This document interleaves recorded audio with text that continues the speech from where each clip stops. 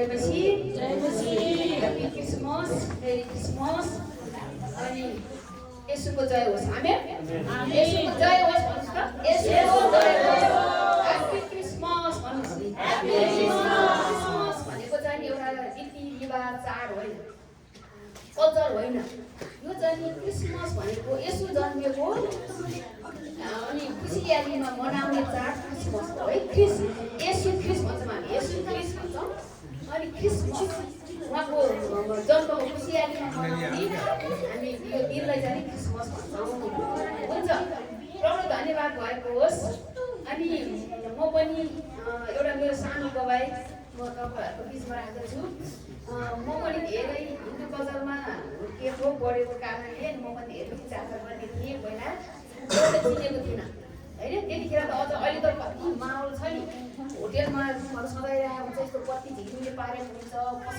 पसलमा गरेको हुन्छ हरेक ठाउँमा उनीहरूले कति क्रिस्चियनहरूले मण्डलीहरू चाहिँ नि प्रभु येशूलाई चिनेर चाहिँ क्रिसमस मनाएको हुन्छ तर कति मान्छेले चाहिँ नि उनीहरूले चाडको रूपमा मनोरञ्जनको रूपमा उनीहरूले त्यो मनाइराखेको हुन्छ होइन हरेक पिकनिक अहिले आज हामी विभिन्न ठाउँमा जाउँ भने त्यहाँ बस्ने ठाउँ हुँदैन पिकनिक होइन मानिसहरूले त्यो मनाउन गइरहेको हुन्छ अनि त्यतिखेर त अझ केही पनि यस्तो माहौल थिएन यस्तो सुसमाचार थिएन तर मैले प्रभुलाई चिन्दाखेरि विश्वास गर्दाखेरि येशू भनेको पनि नाम थाहा छैन जज भनेको पनि थाहा छैन क्रिस्चियन भनेको पनि थाहा छैन अनि म चाहिँ धेरै पूजाआजा गर्ने व्रत बस्ने पाठ पूजा गर्ने हो कारणले अनि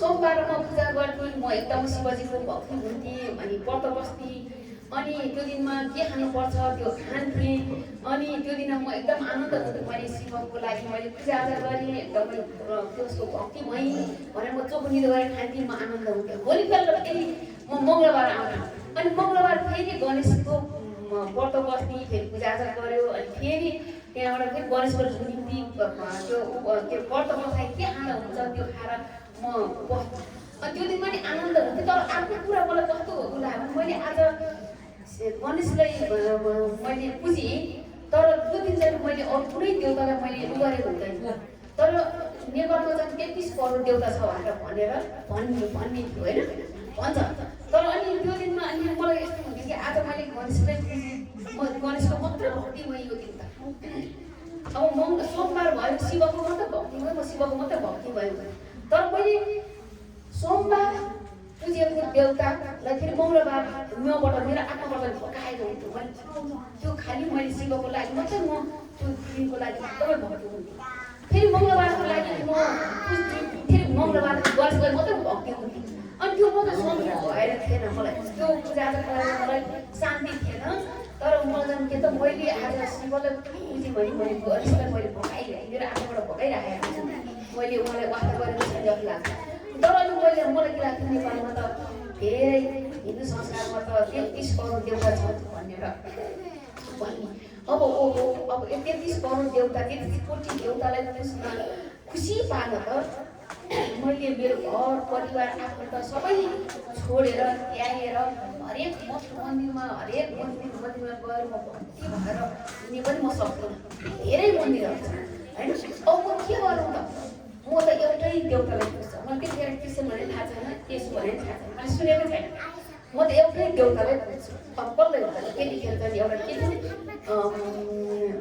कृष्ण पौर्णिमा त्यतिखेर त्यो ओम शान्ति पछि आएको साईराम पनि धेरै पछि आएको अनि कृष्ण पौर्णिमा थियो कृष्ण पौर्णिमा एउटा हुन्थ्यो तर कृष्ण पौर्णिमाको बारेमा चाहिँ मलाई फेरि त्यो सानो बेलाको मेरो एउटा घटना थियो मैले त्यतिखेर मैले सोच्थेँ होइन अनि एउटा भक्ति बुढी थिएँ अनि हामीहरू माइती घरमा तल गाउँमा अनि उसलाई चाहिँ एकदम चोखनिदो गरेर खानु पर्थ्यो अनि उसले चाहिँ आफ्नो गाउँ छोडेर मेरो माइती नजिकै एउटा घरमा आएर बस्थेँ अनि त्यो बुढी त्यो भक्ति बुढी चाहिँ सँग मैले मागेर हिँडेँ अनि उनीसँग मैले मागेको ल्याएको रोटी पान रोटीहरू पनि खाइरहेको छु अनि उनीसँग सुतेको थियो सानो बच्चा किनभने उनी चाहिँ मेरो आमाको माइती जस्तो गरेर नजिकको थियो तर उनलाई चाहिँ गाउँको घरबाट चोखनिदो गरेर त्यो नमिल्ने कारण उसलाई घरबाट निकालेको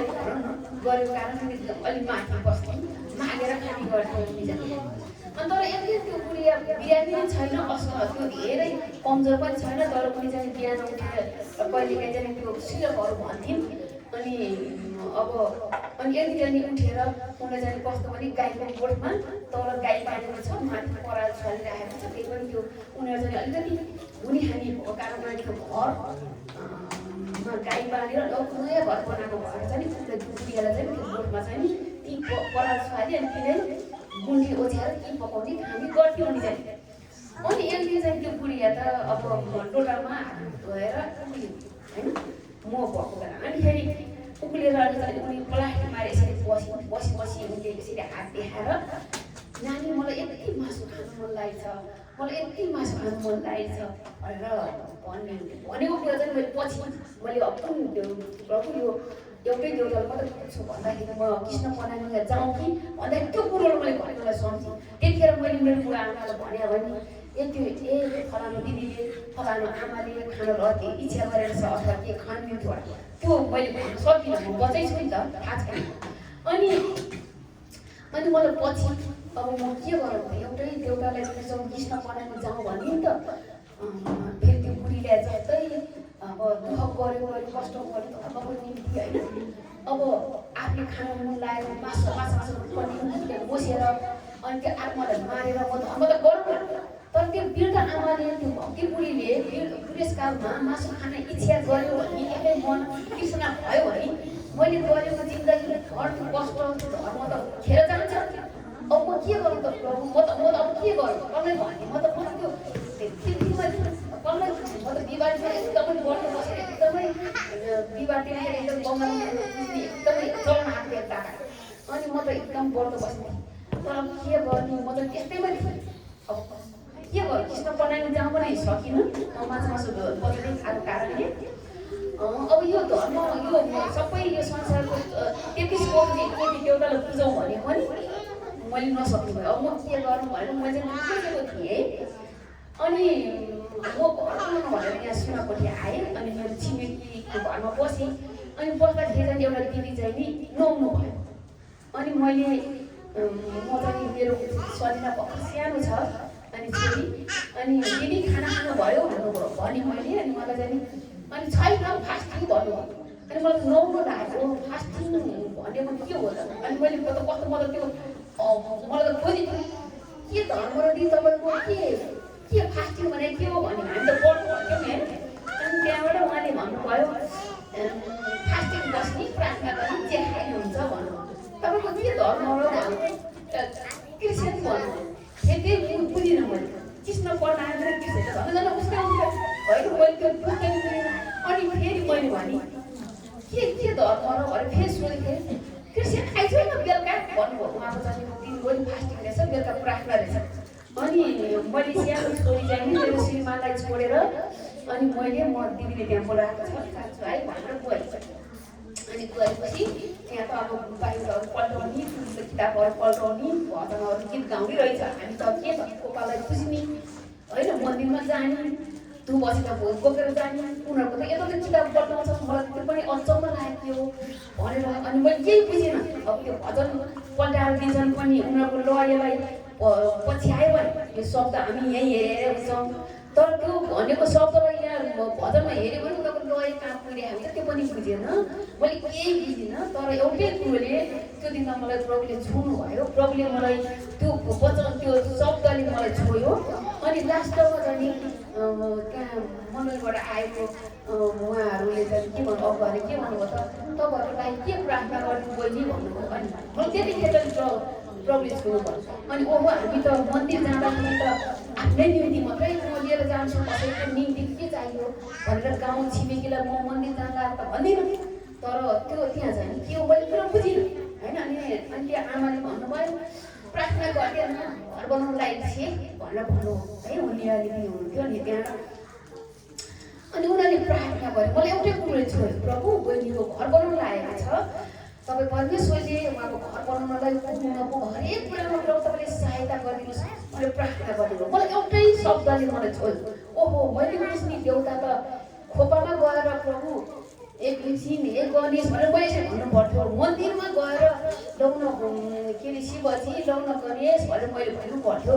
तर उनीहरूले देउता त जताततै आत्मामा पो हुने रहेछ। अब पसलमा गएर किनमेल गर्दा नि सहायता कस्तो देउता होला यिनीहरूको भनेर म त अलिअलि खोजी गरेँ मैले। म सङ्गतिमा म उनीहरूको मङ्गलबार सङ्गति हुन्थ्यो, मङ्गलबार सङ्गतिमा म सहभागी हुने। अनि कहाँ जानुपर्छ के गर्नुपर्छ भनेर म चर्च गएँ, उनीहरू सँगसँगै हिँडेँ। अनि मैले श्रीमानलाई भनेँ ब्रो यस्तो यस्तो रहेछ भनेर। अनि फेरि के अरे हामी चाहिँ प्रश्न बनाउँथ्यौँ यो भने के हो, हामी के गर्नुपर्छ त, कस्तो हो त यो भनेर फेरि म प्रश्नमा त अर्थन गर्नु गएको छैन, म त जान्थेँ। अनि हामी चाहिँ 1 हप्तासम्म हामी प्रश्न बनाउने 4-5वटा प्रश्न बनाउने, त्यो प्रश्न चाहिँ घरे सङ्गतिमा सोध्ने।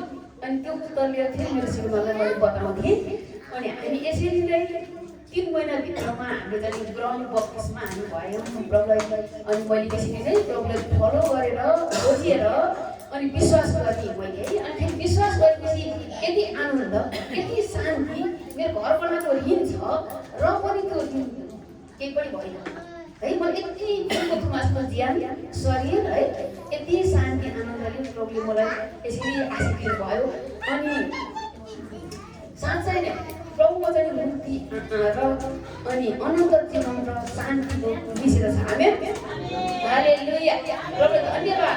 आज मैले अब त्यतिखेर रुखलाई पुज्थेँ, ढुङ्गालाई पुज्थेँ, अब मैले कसैलाई पुज्नु पर्यो। साँचो जीवित परमेश्वर स्वर्गमा जो स्वर्गमा हुनुहुन्छ, उहाँ सृष्टिकर्ता हुनुहुन्छ, उहाँलाई नै मैले बुझ्न पाएँ, मैले विश्वास गर्न सकेँ।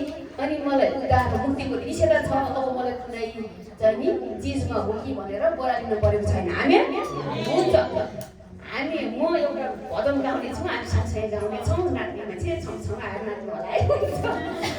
सत्य के हो हामीले चाल पायौँ, हामीले चाल पायौँ, स्वर्ग जाने मूल बाटो भेटायौँ, उद्धार आजै छ। यो जीवन निश्चय स्वर्ग पुग्नेछ, यो जीवन निश्चय स्वर्ग पुग्नेछ। दियोमा खोजे कलशमा खोजे, कलशमा खोजे, रहेछौ प्रभु यो मेरो आत्मामा, उद्धार आजै छ। यो जीवन निश्चय स्वर्ग पुग्नेछ, यो जीवन निश्चय स्वर्ग पुग्नेछ। कुवामा खोजे, धारोमा खोजे, धारोमा खोजे, रहेछौ प्रभु यो मेरो आत्मामा, उद्धार आजै छ। यो जीवन निश्चय स्वर्ग पुग्नेछ, यो जीवन निश्चय स्वर्ग पुग्नेछ। खोलामा खोजे, नदीमा खोजे, नदीमा खोजे, रहेछौ प्रभु यो मेरो आत्मामा, उद्धार आजै छ।